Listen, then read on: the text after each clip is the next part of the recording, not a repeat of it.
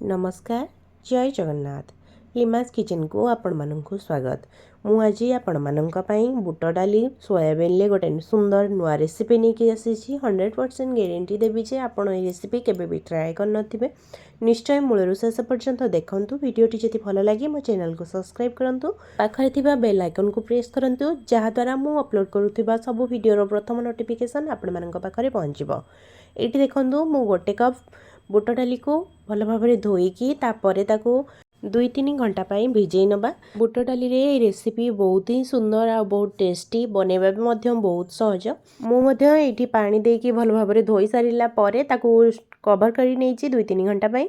एठी 2-3 घंटा परे मु आपण मानकू कवर कलिके देखौची। एबे बुट डाली को आउ थरे भल भाव धोई नेला परे मु प्रेशर रे देई नेची एवं आवश्यक अनुसार पानी देकी सेथिरे लूण ऐड करिबा स्वाद अनुसार एवं सेथिरे ऐड करिबा गोटे बड़ अलैच ता सहित गोटे खंड डालचीनी।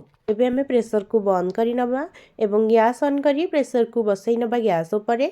एपटे देखंतु मु सोयाबीन किछि नेइची गोटे कप पाखा पाखी उषुम पानी देकी सेथिरे अल्प किछि लूण दे दबा तापरे ताकू भल भाबरे भिजई नबा जे पर्यंत सोयाबीन नरम न हो जाइछि। हमें गोटे गुंड मसला प्रस्तुत करिबा। प्रथमे सेथि पई गोटे बड़ चामच जीरा, आधा छोट चामच धनिया, आधा छोट चामच पानमहुरी, गोटे सुखिला लंका, आधा छोट चामच रु कम सोरिष, 3-4टी गुजराती ता सहित गोलमरीच 8-10टी एवं अल्प टिके लूण। गैस ऑन करी गोटे फ्राई पैन दे नेछि। एबे सेथिरे सबु रखिथिबा मसला को ऐड करी नबा एवं किछि समय पई भाजी नबा। आमे जेहेतु लूण देकी भाजुचंती एटा जम्मा भी पोड़िबो नाही। आपण गैस फ्लेम को लो करी दियंतु तापरे ताको धीरे धीरे भाजंतु जे पर्यंत ए सब भल भाबरे भाजी जाय नाही। ए सब भल भाबरे भाजी गला परे आमे सेथिरे गोटे गुंड बनै दबा फाइन पाउडर बनै नबा। एही मसलाटी यूज कला परे हमर तरकारी टेस्ट डबल हे जिवो। आपण ई प्रोसेस रे केबे बनेचंती कि नाही मते कमेंट बॉक्स रे जणेबे।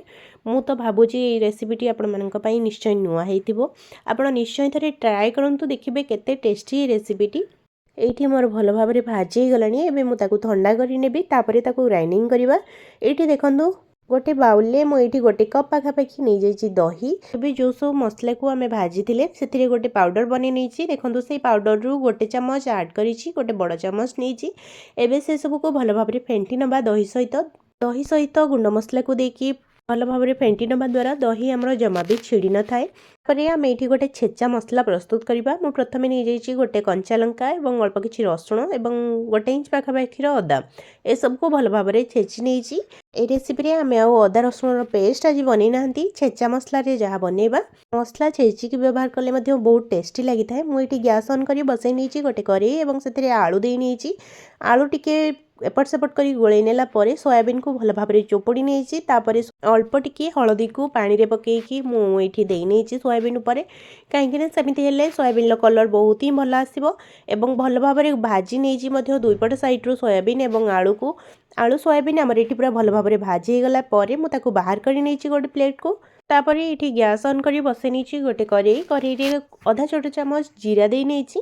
जीरा टिके भल भाबरे फुटी गला परे मु सेतिरे ऐड करी देइची गोटे बड़ साइज रो पियाज को किछि समय भाजिला परे हमें सेतिरे ऐड करबा छेची की रखिथिबा कंचा लंका अदा रसुण रो छेचा को। एबे ताकू देई देला परे टिके भल भाबरे मसला को गोळै नबा जे पर्यंत अदार कंचा बास्ना जाए नाही से पर्यंत हमें टिके भल भाबरे भाजी नबा। ए सब को छेचा मसला व्यवहार करके तरकारी बनैले तार टेस्ट मध्ये बहुत ही भल बहुत टेस्ट लागि थाए। आपण माने चाहिले एटी मसला को ग्राइंडिंग मध्ये करके नै परबे किंतु छेचा मसला रे एटा बनैले रेसिपीटी बहुत ही टेस्टी लागि थाए। तापरे मु एठी दुईटी बड़ साइज रो टमाटो को काटी नेची छोट छोट खंड करिकी। एबे सेथिरे टमाटो को ऐड कला परे ताकू किछ समय पई हमें भल भाबरे कसी नबा। तापरे सेथिरे हमें किछ गुंड मसला ऐड करिबा। एठी टमाटो को पकेबार किछ समय हे गलानी। एबे हमें स्वाद अनुसार लूण ऐड करिबा एवं ता सहित ऐड करिबा गोटे चम्मच रो हळदी गुंड, धनिया गुंड गोटे चम्मच एवं गरम मसला गोटे चम्मच। सबु गुंड मसला को देनेला परे हमें सेथिरे अल्प टिके पानी देकी मसला को टिके कसी नबा। गुंड मसला रे टिके पानी देकी कसी नबा द्वारा मसला जमा भी पोड़ी जाई न थाए तळु लागि जाई न थाए। तापरे एठी मु गोटे चम्मच नै जाईची काश्मीरी लाल मिर्च एटा तरकारी रो कलर पाई नेची। आमे जेहेतु कंचा लंका व्यवहार करिसंती एवं गुंड मसला रे सुखिला मसला मध्ये नेइथिले सेथि पई मु एठी काश्मीरी लाल मिर्च नै जाईची।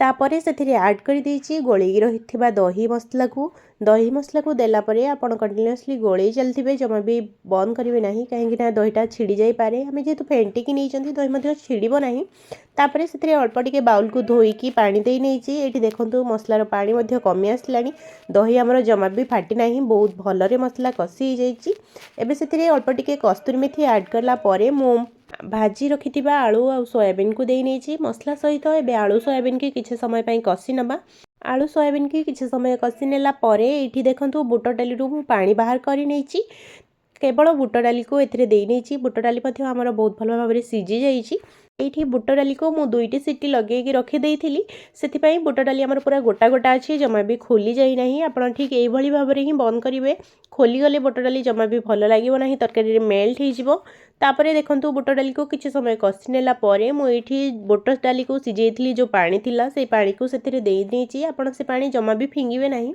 एबे आमे तरकारी को फुटिबा पई छाड़िबा भल भाबरे आपण माननको ए रेसिपीटी किपरि लागिला निश्चय कमेंट बॉक्स रे जणेबे वीडियोटी जदि भल लगी थाए आ प्रथम थर आपण माने मो वीडियो देखुथांती ताले मो चैनल को सब्सक्राइब करंतु वीडियो को गोटे लाइक करंतु आपण माननको भल पाइबा मते अधिक रु अधिक मात्रा रे दियंतु मु आपण माननको पई नुआ नुआ सुंदर सुंदर रेसिपी आनिबा पई चेष्टा करिबी बुट डाली रो ए तरकारी आपण भात रुटी परोटा पूरी सबुथरे खाइ परिबे एठी तरकारी हमर भल भाबरे फुटी आसला परे मो सेतिरे ऐड करि देइछि धनिया पत्र को ऐड कला परे आउ थरे भल भाबरे गोळेई नबा तरकारी को सब एठी हमर प्रस्तुत हे गला सुपर टेस्टी बुट डाली सोयाबीन तरकारी ए तरकारी रे आपण जमा भी ग्रेवी बेसी रखिबे नाही आपण देखिकी जानि पारुथिबे मोर तरकारी रे केतिकी ग्रेवी अछि देखाबा पुणी गोटे नुआ वीडियो सहित रहिली जय